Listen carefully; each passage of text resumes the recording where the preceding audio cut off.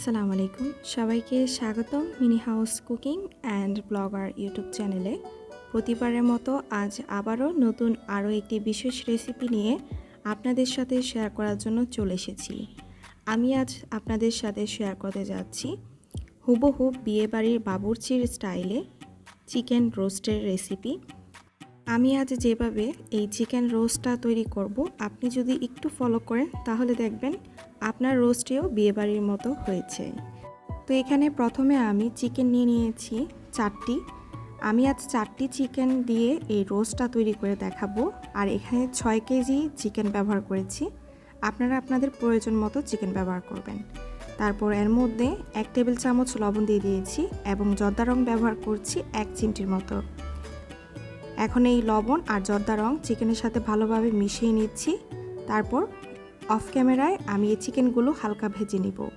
কিভাবে ভাজতে হয় সেটা আমরা কম বেশ সবাই জানি, আর ভিডিওটি বেশি লম্বা করতে চাইনি, সেজন্য আমি এখানে ভাজার অংশটা দেখাইনি।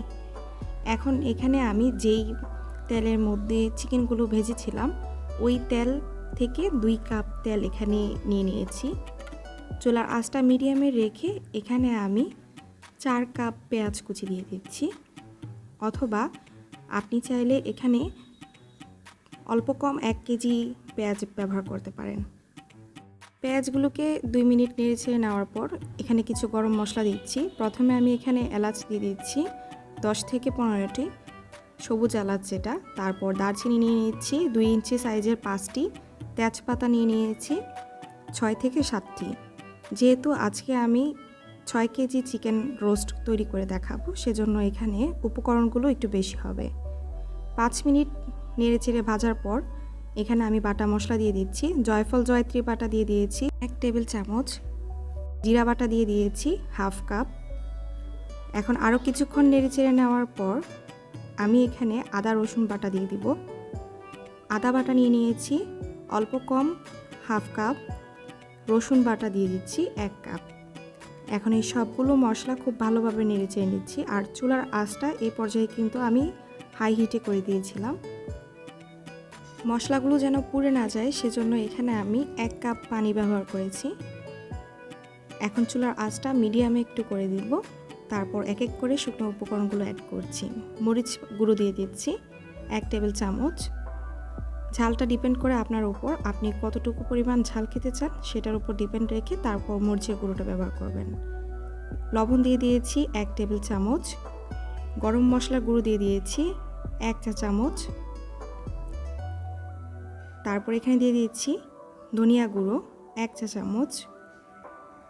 এখন আমি আরও কিছুক্ষণ নেড়েচেড়ে দিচ্ছি, অর্থাৎ মশলা থেকে কাঁচা গন্ধটা যাতে দূর হয়ে যায় সেজন্য এখানে আমি একটু পরপর নেড়েচেড়ে নিচ্ছি আর মশলাটাকে একটু ভালোভাবে কষিয়ে নিচ্ছি। এখন আমি এখানে 2 টেবিল চামচ টমেটো সস ব্যবহার করব। চেষ্টা করবেন বাজার থেকে কিনে আনা টমেটো সসটা ব্যবহার করতে। এখন আরও কিছুক্ষণ মিশিয়ে নিচ্ছি নেড়েচেড়ে। এখন আমি এখানে 1 চা চামচ কাজু বাদাম বাটার সাথে 2 টেবিল চামচ পানি মিশিয়ে তারপর দিয়ে দিচ্ছি। এই পর্যায়ে চুলার আঁচটা আমি একটু বাড়িয়ে দিয়েছি এবং একটু নেড়ে চেড়ে নেওয়ার পর এখানে আমি টক দই দিয়ে দিচ্ছি 1 কাপ।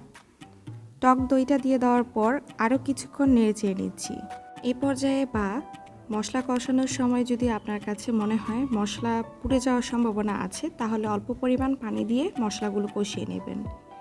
টেস্টিং সল্ট দিয়ে দিয়েছি 1 টেবিল চামচ। অবশ্যই এটা দেওয়ার চেষ্টা করবেন। এখন আমি প্রায় 5 মিনিট মশলাটা কষানোর পর আগে থেকে সেই ভেজে নেওয়া চিকেনগুলো সব এখানে দিয়ে দিচ্ছি। দিয়ে খুব ভালোভাবে মশলার সাথে মিশিয়ে নিচ্ছি। আর চুলার আঁচটা এই পর্যায়েও হাই হিটে রেখেছি। চিকেনের মধ্যে মশলা যাতে ভালোভাবে ঢুকে সেজন্য চুলার আঁচটা মিডিয়ামে রেখে ঢাকনা দিয়ে ঢেকে রেখেছি 7 মিনিটের জন্য।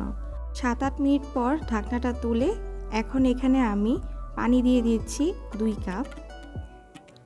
পানিটা দিয়ে আরও কিছুক্ষণ নেড়ে চেড়ে ভালোভাবে কষিয়ে নেব।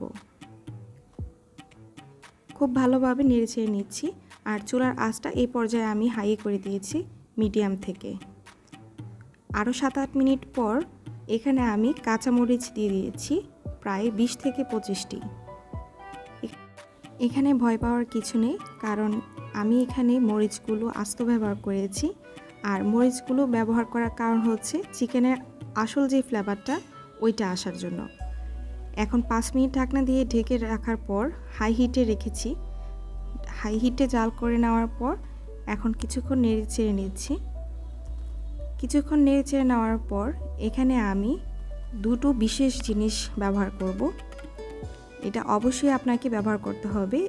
এই দুটো বিশেষ জিনিস ব্যবহার করার পরে দেখবেন বিয়েবাড়ির মতো চিকেন রোস্টের একটা ফ্লেভার আসবে। প্রথমে এখানে আমি দেখাচ্ছি, এখানে আমি গোলাপ জল নিয়ে নিচ্ছি, এই প্রাণ ব্র্যান্ডেরটা। 6 কেজি চিকেন রোস্টের জন্য এখানে আমি 20 ফোঁটা গোলাপ জল এবং 30 ফোঁটা কেওড়া জল একসঙ্গে মিশিয়ে তারপর এই চিকেন রোস্টের উপরে দিয়ে একটু ভালোভাবে নেড়েচেড়ে নিচ্ছি। ভালোভাবে মিশানো হয়ে গেলে চুলার আঁচটা আমি লতে করে দিব, একদম লতে করে আমি ঢাকনা দিয়ে ঢেকে রেখে দিব 10 মিনিটের জন্য। 10 মিনিট পর আমি আপনাদেরকে দেখাবো। এখানে দেখতেই পাচ্ছেন 10 মিনিট পর অনেকটা চেঞ্জ হয়ে গিয়েছে। এখন আমি পরিবেশন করে আপনাদেরকে দেখাচ্ছি। চুলার আঁচটা যখন বন্ধ করে ঢাকনা দিয়ে ঢেকে রেখে দিবেন কিছুক্ষণের জন্য, তখন দেখবেন যে চিকেন রোস্টগুলো অনেকটা নরম হয়ে গিয়েছে এবং মাখা মাখা হয়ে গিয়েছে। এখন আমি এই চিকেন রোস্টগুলোর উপর কিছু বেরেস্তা সাজানোর জন্য ছিটিয়ে দিয়েছি। তো এই ছিল আমার আজকের রেসিপি। আজ এখানেই বিদায় নিলাম।